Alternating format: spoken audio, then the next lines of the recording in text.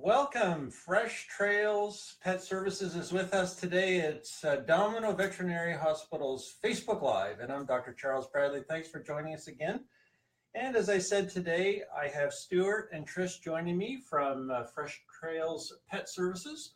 They're a local provider of pet services, and we've had some common questions that come in, and we've scaled them back, and I'm just going to go ahead and ask you some questions, if that's all right. Absolutely. And our viewers will. Hello, everybody. Yes, welcome.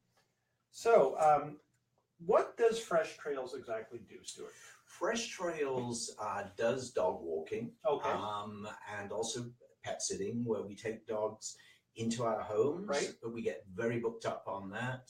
And majority of the times, we are doing pet sitting in people's homes. Okay. Just in the towns that we service. And what are those towns? The towns are Concord, which is why Concord. This is ideal. Okay. With you being right in the center of Concord. Maynard, where we have our office in Maynard. the mill. Okay. Acton, Carlisle, Lincoln, parts of Sudbury, Okay. parts of Stowe, All right. Littleton, and Westford. And is your service popular? Do you get a lot of people, especially at this time of the year, looking for pet services? Well, pet sitting is extremely popular, and Okay. we do have to prioritize that for our existing clients that use us for the dog walking. Okay. If we've got vacancies, we will offer it out to people who we don't walk the dogs, Okay. but more often than not, it's our existing clients. Very good. Well, we certainly benefit from that because I know that there's been occasions where pets would need medications, and providing that liaison between the owner and myself has been very helpful. So Trish and Stuart, how did you get started in this business? Well, the business actually started and originated in 2011. Okay. And started off more as a hobby. I had a business in a totally different industry for many years. Okay. It was winding down. All right.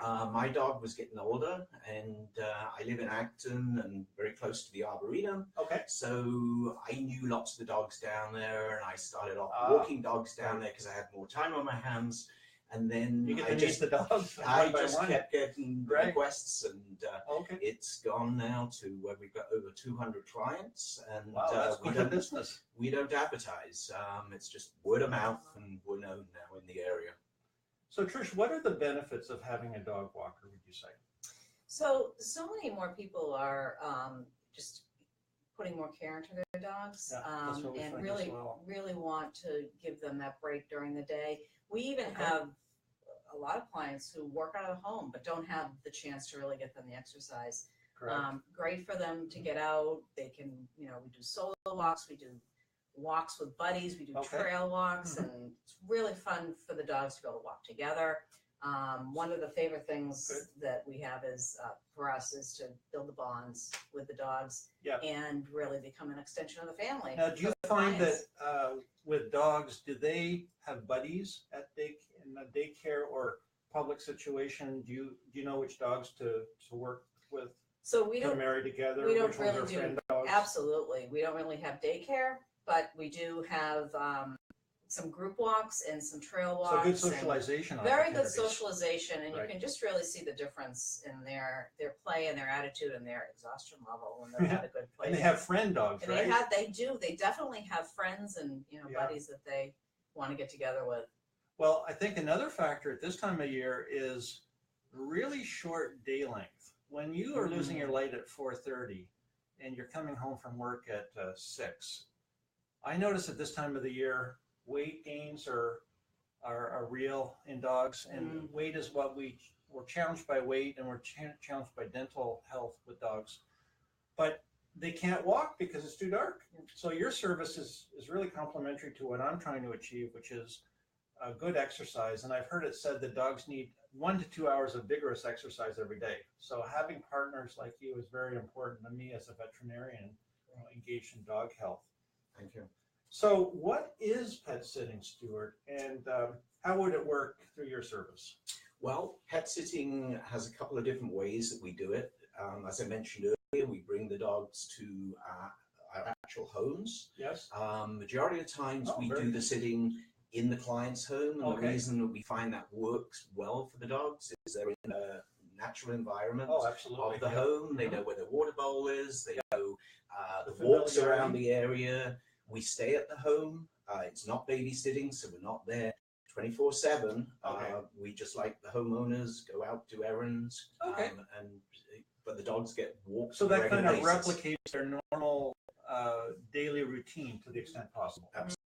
Right. Yes. I'm just curious, how long will people be absent typically when you're asked to come in and do pet services? It varies drastically, anywhere from a weekend. Yeah. But more often than not, it's going to be a week, sometimes 2 weeks, and we've had actually sits where we've done 3 weeks at somebody's 3 home. weeks, yeah, that's exceptional.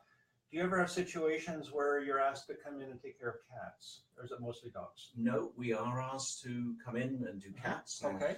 Usually it's not staying at the home of the cat. Right.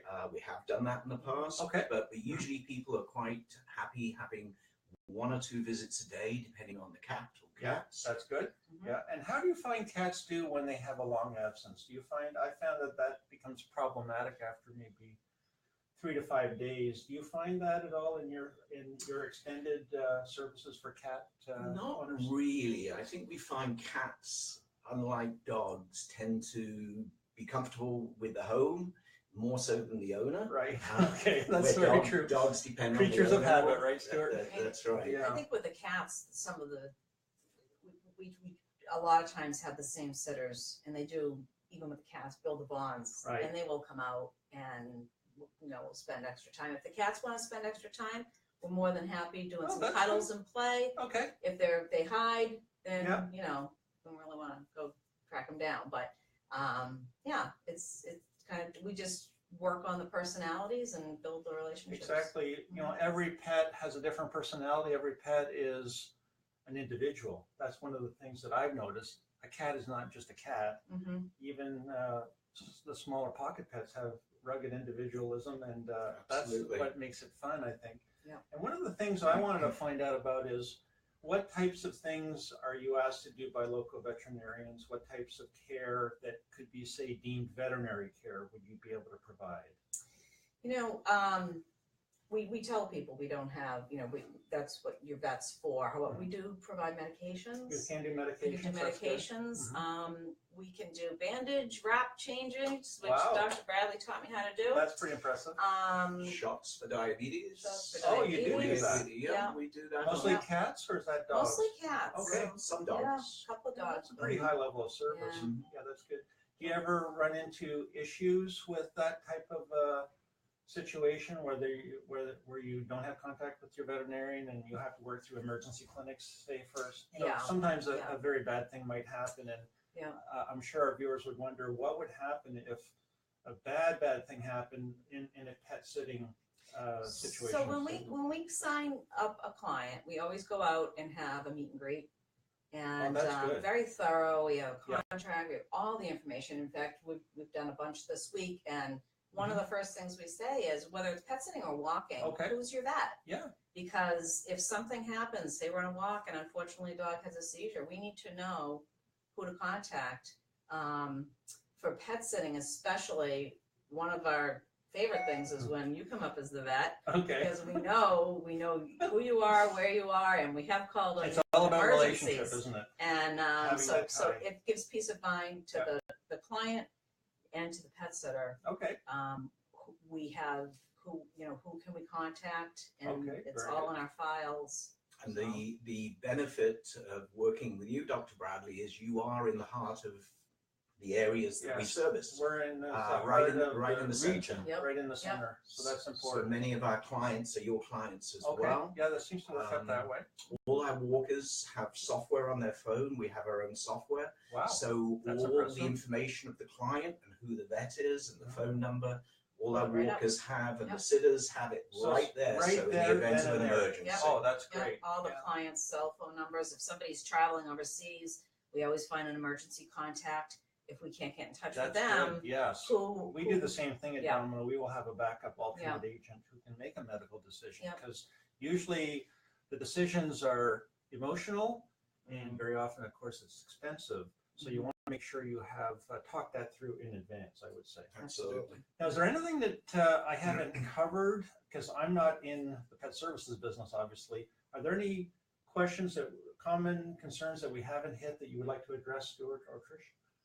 Well, I think we've covered quite a few things. As I mentioned earlier, we do get very booked up on our pet sitting. Okay. And we do give priority to our clients that use us for the walking. However, after saying that, when we've got openings, we do pet sitting for clients that don't use us on the walking side. And the more notice, the better. The more notice, the better. You know, that seems to be the case as pets become more popular. And I'm just going to shout out to my producer, Kelsey. Do we have any questions that have come in? No questions. Okay, well, again, thank you for watching Facebook Live. I'm so happy that Stuart and Trish have stopped by, and I'd like to ask Stuart, maybe you could tell our audience how they would get in touch with you. Well, we have an office in Maynard, okay. And our website is www.freshtrailspetsitting.com. All our information is on there. And our email address, which we use for communication between the clients, is info@freshtrailspetsitting.com. Okay, and can you repeat your website for our audience as well? www.freshtrailspetsitting.com. Well, very good. Trish, thank you for coming to Facebook Live. Thank you, Stuart. Thank you, Dr. Bradley. And live from room 3 at Domino Vet. We'll see you next time and have a great new year. Happy New Year. Happy New Year. Bye-bye.